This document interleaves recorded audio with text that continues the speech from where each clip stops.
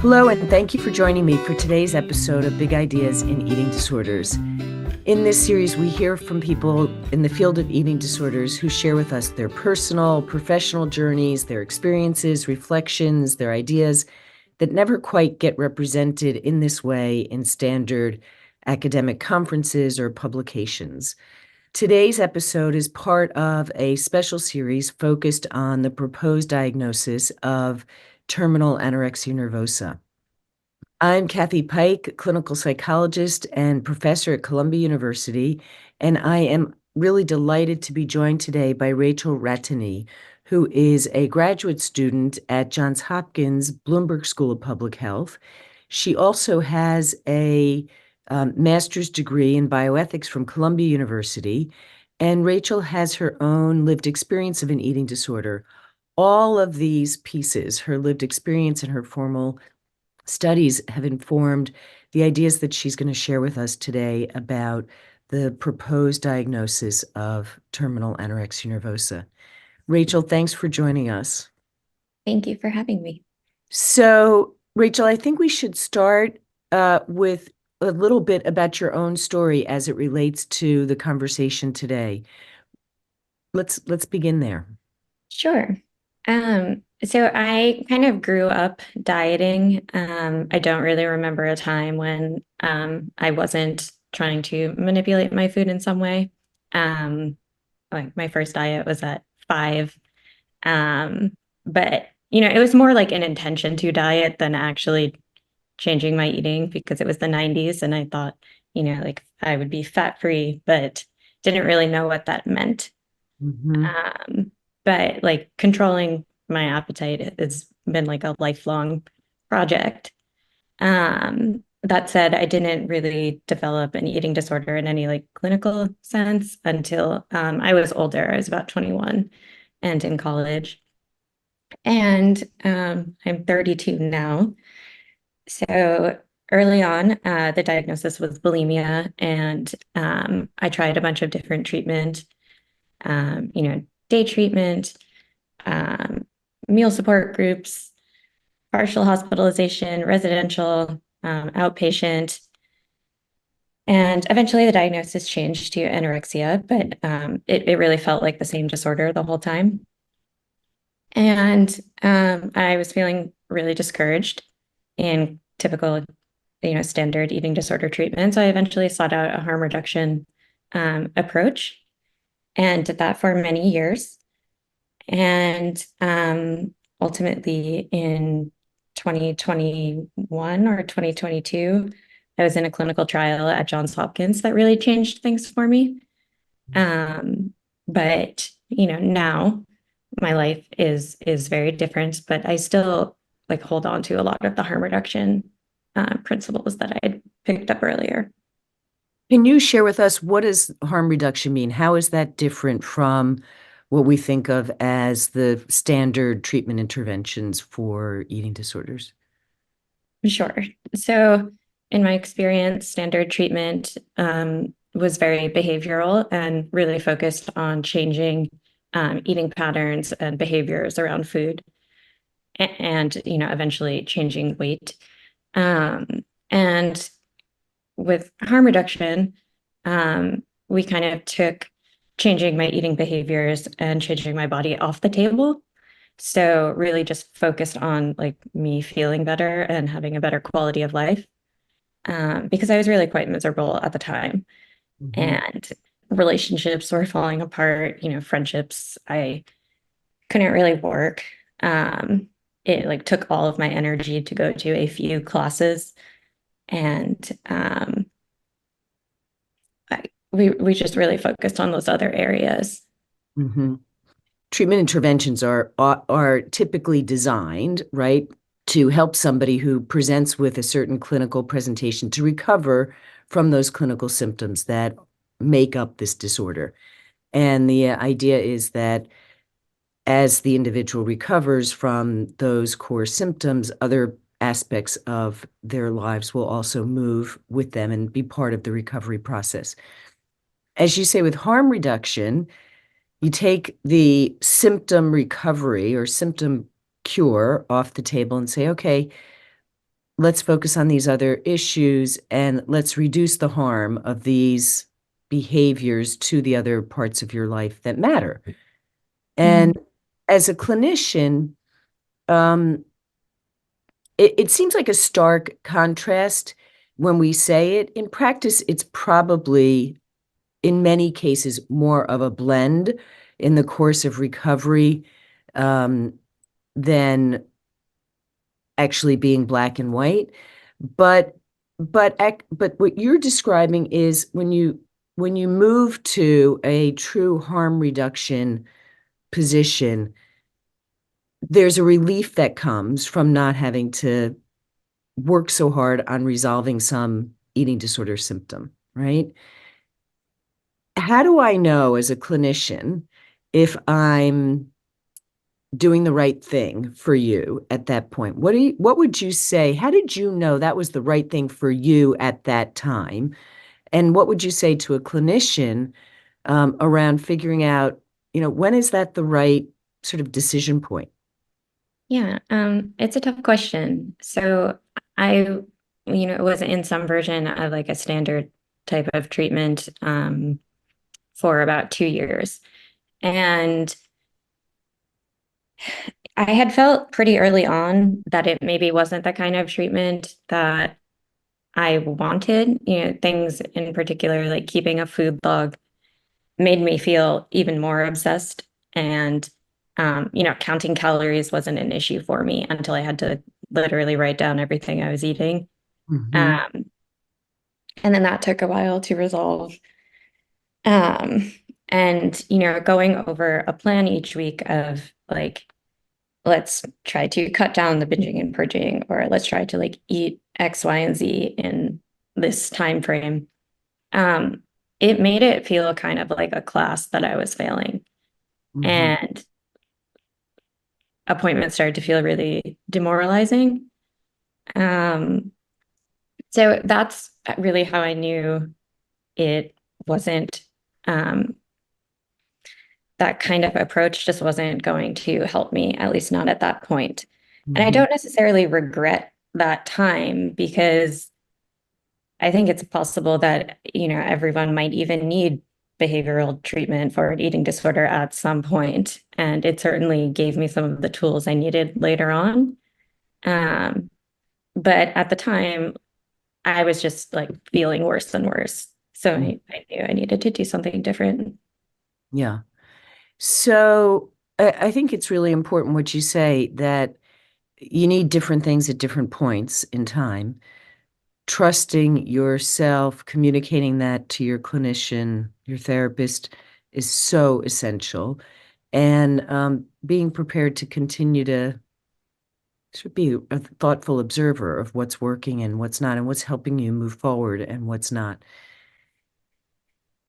As we think about your own experience and your willingness, your determination to pursue different treatments, there were times where you say you felt really demoralized, felt um, like you didn't know, were you ever going to get through this?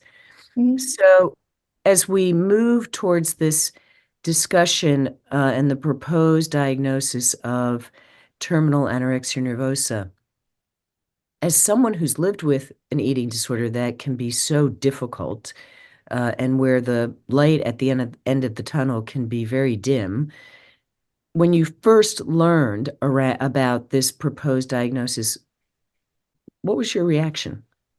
My first reaction was, I believe that paper came out in 2022. And in 2022, I was already like in a better place. And I was really glad that it hadn't come out a year earlier because it felt like something I would have applied to myself. Hmm. Um, After you have been through like a couple different kinds of treatment, it is not hard as someone with an eating disorder to get a clinician to tell you that they don't know how to help you anymore. And that like they no longer have hope for your recovery. People said that to me, and I was never at like imminent risk of um, you know, death from malnutrition or something. You know, people would say to me, like, you're going to die a lot earlier than you should, maybe not tomorrow, but you really need to make these changes. So that's something that really like struck me with the diagnosis is that at the time, like I had times when I felt really hopeless and I felt like a burden, on like a drain of financial resources, a drain of medical resources. And even, it's hard on my family and on the clinicians who really did try to help me. I felt bad that that I wasn't improving. So something like this would have felt like a relief. And I don't worry that, I would have been like, oh, I'm terminal, I'm going to enter hospice. I don't think any physician would have gotten on board with that. But it just would have made the hopelessness even worse. You talk about hopelessness, and I think hope is such an important part of this story. And I have a dear friend who says, lose hope, game over. And and I think that's true in so many aspects of our lives and in clinical care and in recovery from various health conditions, whether it's anorexia nervosa or another eating disorder or cancer or anything else, having the capacity to hope is really critical. What gave you hope in the course of your recovery? And how does this diagnosis of terminal anorexia nervosa put at risk the capacity to hope? So I didn't really have hope when I entered the clinical trial that I did. Um, I was quite certain it wasn't going to work. It just seemed really different than anything I had done. And it seemed interesting to me, and it didn't involve any like it didn't involve any meal plan or like food in really any way. So it was something I was willing to try. And my perspective eventually just shifted. The psychiatrist that I worked with there was really adamant that, she told me in a slightly, nicer words, like, you're overreacting, like, you're not going to, you can recover. It's going to be fine. You have everything you need to recover. And, I'm fully hopeful. And I picture your life in 5 years, and it's so different. And that wasn't something I could do. That's a really important reminder, Rachel, of how much therapists can be, how important therapists can be in terms of carrying hope for people at times when it just seems so dark. Right. And it was very powerful because I really respected her. Mhm. And it's, here is this, I valued her opinion. And the Mhm. same was true of the person who told me that he was hopeless. Mhm. So those words really, really matter. So is it the case that with the proposed diagnosis of terminal anorexia nervosa, part of why it's so troubling for people is that at some level it is conveying we have lost all hope? Yeah, absolutely. Um, it conveys that we have, that's exactly what it conveys. And the diagnosis itself is meant to apply to a very, very small fraction of people with severe anorexia nervosa. But I think that many more people will um, apply it to themselves. And even just the idea that there is a hopeless case of this kind of eating disorder that, maybe I'm headed there, or Mhm. like, yeah, why put off the inevitable? Um, that's something that bothers me. I also think that, all eating disorders can cause, physical harm and death, and all of them do. So it feels like I mean, I don't really like slippery slope arguments, but I don't think anorexia is that different. All eating disorders cause suffering and harm. Mhm. And I don't really know why it needs to be singled out. Mhm. So tell me more. When the proposed diagnosis came out, you actually wrote about it and have thought through a number of different specific concerns. You've raised that right out of the gate, the issue of conveying that there's no hope is a big problem. Mhm. What are the other aspects of this diagnosis that concern you? I want to be clear that I do not question the way any of the patients in that paper were treated, or the decisions that they made. Um, but I don't like the implication that a terminal diagnosis is necessary to receive palliative care. Mhm. Um, I think that, palliative care is often conflated with hospice. Palliative care can be added at any point, um, and is about easing suffering, can be in conjunction with curative treatment or not. And palliative care physicians are quite adamant about that. They don't, they always wish they were involved earlier.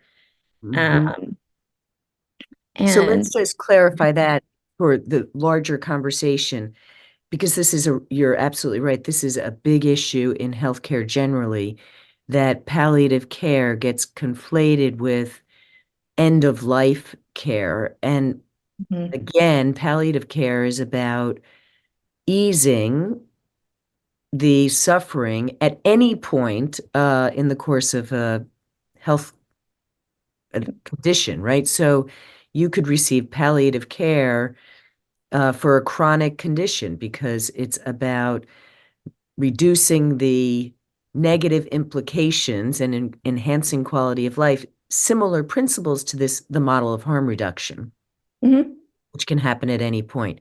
That's really different from somebody is within a certain number of months of passing and they have a terminal health condition and they could still be getting palliative care, but that's end of life care that's very specific, right? yeah, and I do see palliative care on a kind of spectrum, with harm reduction.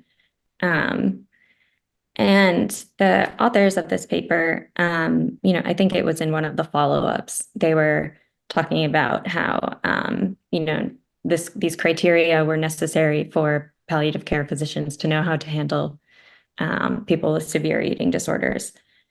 And I don't buy that argument. I think that I imagine there are palliative care physicians who are very wary of working with people with severe eating disorders because it does seem different than what they're usually doing.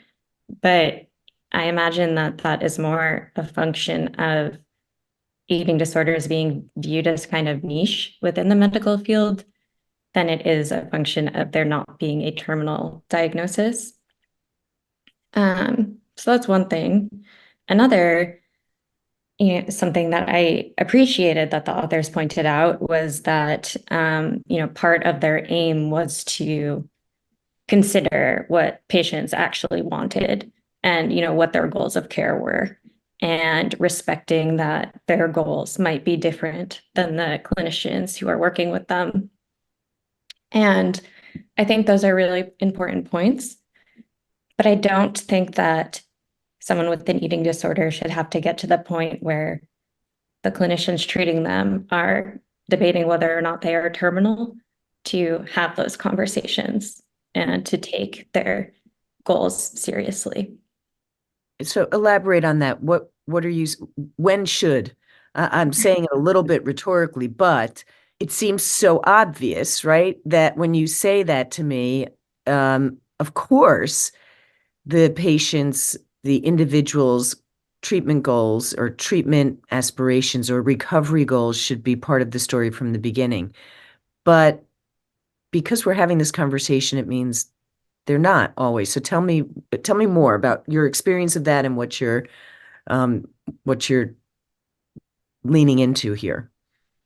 I think that a lot of standard eating disorder treatment doesn't allow for much patient autonomy, Mm-hmm. um, especially, like the more structured programs like day treatment and residential, et cetera.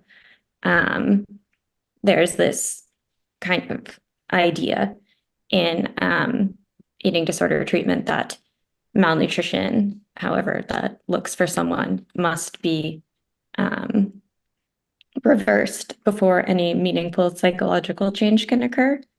Mm-hmm. And I actually believe that. To an extent, I do think that malnutrition affects people's brains, and I have felt that my my ability to focus and my thoughts are very different now than they were a few years ago.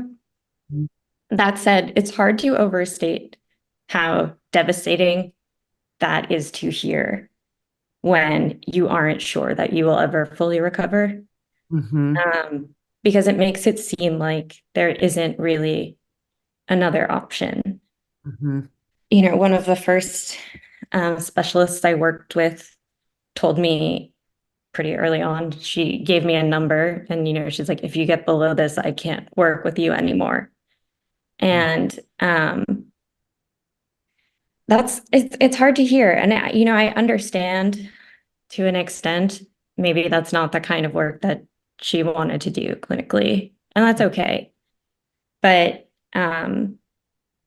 it would be nice if um, clinicians would kind of like work with us to figure out what's important um, to each of us. Like even today, I have had the same thing for breakfast for like the last 2 years. And like, who cares? Like that's not the ideal scenario. But like, I can go away for a weekend and have something, different, like for a day, maybe two. And maybe I'd like to have some more flexibility, but right now it's fine.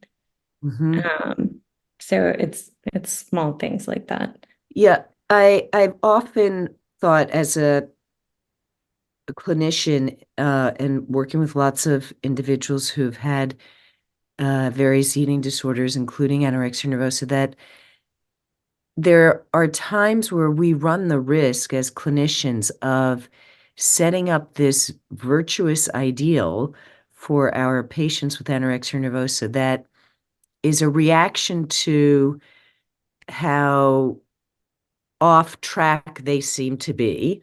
And but we're setting up this ideal that actually nobody achieves, right? Like like eating 3 meals a day and this and this and this and this and this, that taken at face value, it's a mirror image of the extreme behavior. And maybe we need to really think about that more in a more constructive way.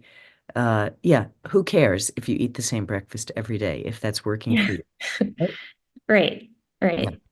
And yeah, that's something that I felt too in the like higher levels of treatment was the very specific, like, not only do you need to eat this, you need to eat it in this amount of time and in this way. And if you do this, I'm going to call it out. And, it's going to be triggering to the people around you. And that experience in day treatment of meals being so tense, um, and, it really like instilled this fear in me that to this day, I cannot eat a meal with someone else without worrying that like I am inflicting myself upon them. Hmm. And that really didn't help with like all the shame that I was feeling. Clearly, the behavioral strategies are set up to help interrupt patterns that have become automatic, patterns that are reinforcing the eating disorder. But hearing your description, there's a very high level of need for us to be thoughtful and more sophisticated around and nuanced around what the meanings are for people at different stages of treatment. And so going back to this idea of terminal anorexia nervosa, you have identified the risks associated with this diagnosis.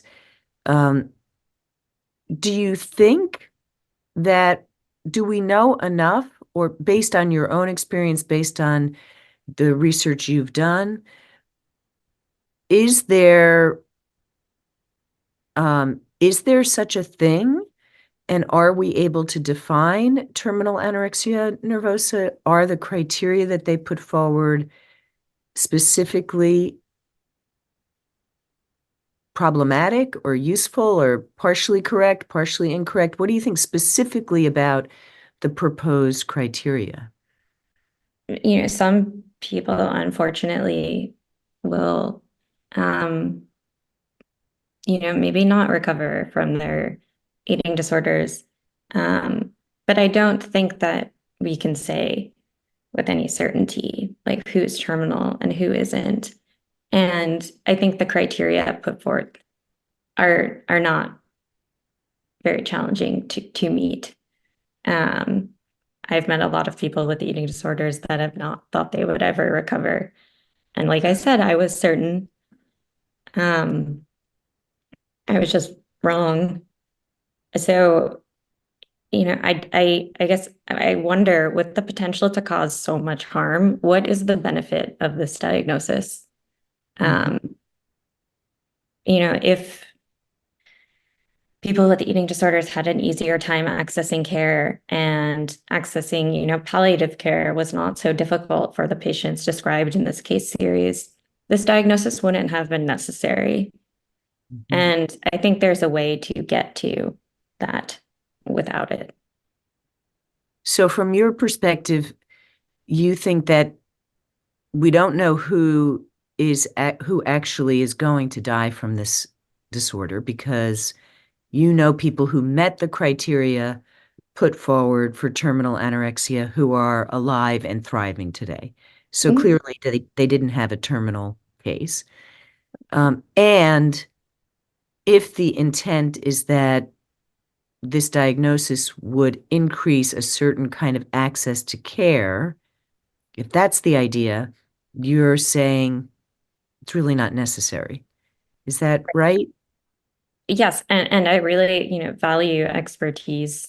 Um, and at the same time, I don't think that medical fields outside of psychiatry need to be afraid of eating disorders. Um, it's really sad that people have a hard time accessing palliative care when they need it or want it. It shouldn't be withheld just because an illness is viewed as mental or psychiatric rather than, I don't know, physiological in some other way. Yeah. So as you review the conversation, the discourse that now is occurring around this topic, what would you say the what should we be talking about when we're talking about somebody who maybe meets the criteria that the authors put forward as terminal? Maybe it's not terminal. Maybe it's somebody who's had the group that's most impacted by anorexia nervosa. That group, what should we be talking about, and what are the issues that you think should be the priority for us in terms of clinical care for individuals that would technically meet that diagnosis, but actually wind up, many of them, not being quote unquote terminal? I think like access to care is incredibly important and access to different kinds of care. Um, and I can really only speak about what's been helpful to me, but things that I have seen, like even um, in the interview last week with Roseal, which is intimidating to follow. They spoke about being in the hospital at one point and kind of kept separate from the other patients with eating disorders. And in like a less blatant example, we are kind of taught in treatment that we might trigger each other. And there are certain things that we can't say. And, behaviors that we're not allowed to talk about in a group explicitly. And something that was really powerful for me was when I was in residential treatment, actually, we had the option of going to AA meetings in the evening, and there wasn't much to do. So, um, so I went, Uh-huh. and seeing people just talk very openly about some of the things they were most ashamed about and some of like the worst days in their lives was really powerful. Mhm. And I kind of felt like, oh, these are my people, even Mhm. though alcohol isn't wasn't really the thing for me. Mhm. Um, and I think like in so many other mental illnesses, um, community is really important. Mhm. And even in like schizophrenia, there are groups for people who um, experience psychosis and can talk about things in a really open and connecting way. Mhm. And I think that connections I've made with people in treatment have been really helpful.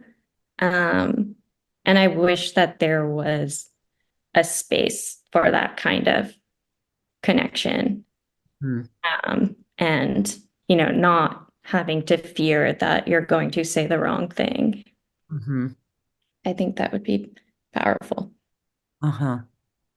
That's very interesting. And thinking about models like the 12-step program of AA, what are the principles there that might be valuable to consider around uh, treatment programs for eating disorders and the approach and the power of community?